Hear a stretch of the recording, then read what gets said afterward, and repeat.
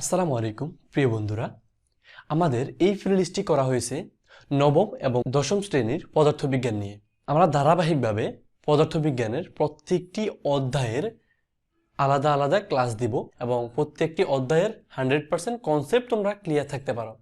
তো শুধু এখানে থাকবে প্রত্যেক অধ্যায় প্রতি গাণিতিক সমস্যাগুলোর সমাধান। তো এই পর্বে আমরা সূত্রগুলো দেখব এবং গাণিতিক সমস্যাগুলো সমাধান করব পদার্থবিজ্ঞানের দ্বিতীয় অধ্যায় গতি অধ্যায়টি নিয়ে। আমি তোমাদের সাথে আছি মোহাম্মদ মাসুম বিল্লাহ। চলো শুরু করা যাক। শুরুতে আমি বলে নিই, তোমরা অবশ্যই ধারাবাহিকভাবে ক্লাসগুলো করবে পর্ব অনুযায়ী, তাহলে তোমরা 100% কনসেপ্ট ক্লিয়ার রাখতে পারবে এবং খুব ভালোভাবে বুঝবে। দেখো, এখন আমরা সূত্রগুলো নিয়ে আলোচনা করব। দেখো, কিছু সূত্র দেওয়া আছে এবং কোনটাকে কি বলে তা লেখা আছে। প্রথমে আমরা দেখে নিই, এখানে ইউটা মানে হলো আদিবেগ, যেগুলো আসবে দেখো দেখো এস সমান সমান ইউটি প্লাস 1/2 এটি স্কোয়ার, বি সমান সমান ইউ প্লাস এটি। তো দেখো, এগুলো ইউটা কি, এটা কি, ভিটা কি, এগুলো দেখি। আমরা একেবারে শুরু থেকে শুরু করতেছি। তো দেখো, ইউটা হলো আদিবেগ, ভিটা হলো শেষ বেগ, টিটা সময়, এটা ত্বরণ, এসটা হলো উচ্চতা, এসটা হলো অতিক্রান্ত দূরত্ব। তো দেখো, আমি এটাকে বুঝিয়ে দিচ্ছি। দেখো, ধরো একটা পথ, এখানে ধরো তোমার হোম, আর এখানে তোমার স্কুল।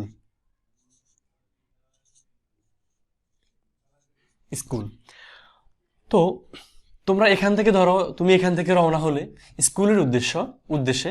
তো দেখো, এখানে তোমার বাড়ি এবং এখানে তোমার স্কুল। তো এই যে টোটাল যে পথটা তুমি অতিক্রম করবা, টোটাল শুরু থেকে বাড়ি থেকে স্কুল পর্যন্ত টোটাল যেই দূরত্বটা তুমি অতিক্রম করবা, সেটা হলো এস। এই পুরো দূরত্বটা হলো তোমার এস। এস হলো অতিক্রান্ত দূরত্ব। এখন হলো আদিবেগ। ধরো তুমি চলতেছ, এই পথ ধরে তুমি চলতেছ, ধরো এখানে তোমার গতি মানে তুমি যে হাঁটতেছ অথবা অথবা কিছু একটা দিয়ে যে চলতেছ, সেটার বেগ, সেটা যে দ্রুতগতিতে চলতেছে, ধরো সেটা হলো এখানে ধরো 5 মিটার পার সেকেন্ড বেগে তুমি চলতেছ। আর ধরো এখানে ধরো 10 মিটার পার সেকেন্ড বেগে তোমার গাড়িটা চলতেছে, তুমি যে গাড়িতে আসো সেই গাড়িটা। তো তুমি এতটুকু আসার পরে তুমি চিন্তা করলা যে এই দূরত্বটা অতিক্রম করতে কত সময় প্রয়োজন হয়, অথবা কত এটা কতটুকু দূরত্ব, এগুলো তুমি বের করবা। তুমি এখান থেকে সময় কাউন্ট করা শুরু করছো, যে দেখলা যে এখান থেকে এখানে কত সময় লাগে। তো এই সময় কাউন্ট করা শুরু করলে সময়টাকে আমরা টি দ্বারা প্রকাশ করি, সময়টা হলো টি। আর এই শুরুতে সময় কাউন্ট করা শুরুর যে বেগটা, যেখান থেকে তুমি সময় কাউন্ট করা মানে টাইমটা ধরবা, সেটা শুরুর বেগটা হলো ইউ। এবং সেই কাউন্ট যে করলা এবং যেখানে তোমার ঘড়ি স্টপওয়াচটা তুমি বন্ধ করলা, তো এই যে বন্ধ করলা, যেখানে তুমি বন্ধ করলা সেটা হলো তোমার শেষ বেগ। তো আশা করি তোমরা বুঝছো কোনটা আদি বেগ আর কোনটা শেষ বেগ। দেখো, এই যে তুমি এই রাস্তা দিয়ে তোমার স্কুলে যাবা, এখানে বেগটা বা দ্রুতিটা সব জায়গায় কিন্তু সমান থাকবে না, এক এক জায়গায় এক রকম থাকবে। তো ধরো এখানে 5, এখানে 10, এখানে ধরো 3 মিটার পার সেকেন্ড।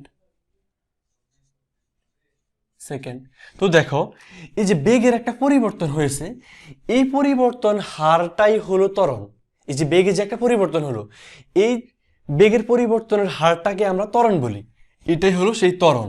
তো আমরা বুঝলাম আদিবেগ কি, শেষ বেগ কি, সময় কি, ত্বরণ কি। উচ্চতা তো আমরা সবাই জানি। ধরো একটা বিল্ডিং,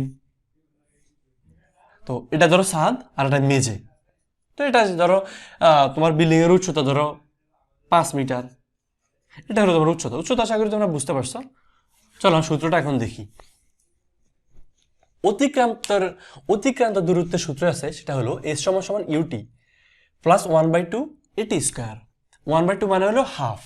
তো এই যে আদিবেগ এস সমান সমান অতিক্রান্ত দূরত্ব ইজ ইকুয়াল টু আদিবেগ ইন্টু সময়, 1/2 ত্বরণ ইন্টু সময় স্কোয়ার। এরপরে দেখো, অতিক্রান্ত দূরত্বের আর একটা সূত্র আছে, এস সমান সমান ভিটি। যদি কখনো বলা থাকে যে সমবেগ বলতে ধরো এখানে 5 মিটার পার সেকেন্ড, এখানেও তোমার 5 মিটার পার সেকেন্ড, এখানেও তোমার 5 মিটার পার সেকেন্ড, মানে বেগের কোনো পরিবর্তন হয়নি, সবখানেই বেগটা সমান, এমন ক্ষেত্রে তোমরা ইউজ করবে এস সমান সমান ভিটি। তার মানে হলো অতিক্রান্ত দূরত্ব is equal two beg into সময়। দেখো এরপরে অতিক্রান্ত দূরত্বের আর একটা সূত্র আছে, ওই যে বললাম না, এখান থেকে তুমি সময় কাউন্ট করা শুরু করছো আর এখানে শেষ করছো, এটা আদি বেগ আর শেষ বেগ। আর তুমি যদি চিন্তা করো এখানে 5 মিটার পার সেকেন্ড বেগ তোমার গাড়িটার, আর এখানে ধরো তোমার গাড়িটার বেগ হলো 5 মিটার পার সেকেন্ড, ধরো এখানে 10 মিটার পার সেকেন্ড। তো তুমি চিন্তা করলা, তো এতটুকু পর্যন্ত তুমি সময়টা কাউন্ট করলা, তো চিন্তা করলে তুমি এতটুকু কত দূরত্ব তুমি পাড়ি দিছো, বা এতটুকু দূরত্বটা কত সেটা বের করবা। তাহলে দেখো শেষ বেগটা যদি থাকে, এটাও যদি থাকে এবং এটাও যদি থাকে, আদি বেগটাও এখানে যদি থাকে, তাহলে এটাকে 2 দ্বারা ভাগ করবা এবং এখান থেকে এখানে যেতে যে সময়টা লাগবে সেই সময়টা গুণ করে দিলে তোমার এই অতিক্রান্ত দূরত্বটা বেরিয়ে যাবে। দেখো এরপরে বেগের একটা সূত্র আছে, ভি সমান সমান ইউ প্লাস এটি। শেষ বেগ ইজ ইকুয়াল টু আদি বেগ প্লাস ত্বরণ ইন্টু সময়। আর আরেকটা সূত্র আছে বেগের, v square is equal to u square plus 2as। শেষ বেগ স্কোয়ার ইজ ইকুয়াল টু আদি বেগ স্কোয়ার প্লাস 2 ইন্টু ত্বরণ ইন্টু অতিক্রান্ত দূরত্ব। তো দেখো তোমরা ত্বরণটা অন্যভাবে বের করতে পারো, তোমরা চাইলে এটাকে তোমরা চেঞ্জ করতে পারো। এটাকে আমরা আরেকটা সূত্র তৈরি করি। দেখো আমরা আদি বেগটাকে সমান সমানের বাম পাশে নিয়ে আসলাম, তাহলে কি হবে, v minus u is equal to at. তো দেখো এখন যদি এখান থেকে আমরা ত্বরণ বের করতে চাই, তাহলে আসবে, ত্বরণটা আমরা রেখে দিলাম। আর যদি এটাকে এক পাশে রেখে দিই, এটাকে যদি এক পাশে রেখে দিই, তাহলে সময়টা জাস্ট নিচে ভাগ হয়ে যাবে, সময়টা নিচে দিয়ে দিলাম এবং শেষ বেগ মাইনাস আদি বেগ, এইভাবে আমরা ত্বরণটা বের করতে পারি। তোমরা এগুলো মনে রাখবে। দেখো গতি অধ্যায়ে প্রায় সময় দেখা যায় গতির মধ্যেই একটা এমন চাইতে পারে যে গতিশক্তি বের করো। তো দেখো এটা তোমরা জাস্ট জেনে রাখো, যখন আমরা কাজ ক্ষমতা শক্তি অধ্যায়টি করাবো তখন এটা সম্পর্কে বিস্তারিত আলোচনা করব। আপাতত জাস্ট তোমরা জেনে নাও যে গতিশক্তি ইজ ইকুয়াল টু, গতিশক্তিকে আমরা ই কে দ্বারা প্রকাশ করব, গতিশক্তি is equal to half m v square. তো হাফ এম ভি স্কোয়ার মানে হলো হাফ এম হলো বস্তুর ভর আর ভিটা হলো বস্তুর বেগ। গতিশক্তি ইজ ইকুয়াল টু হাফ বস্তুর ভর ইন্টু বস্তুর বেগ স্কোয়ার।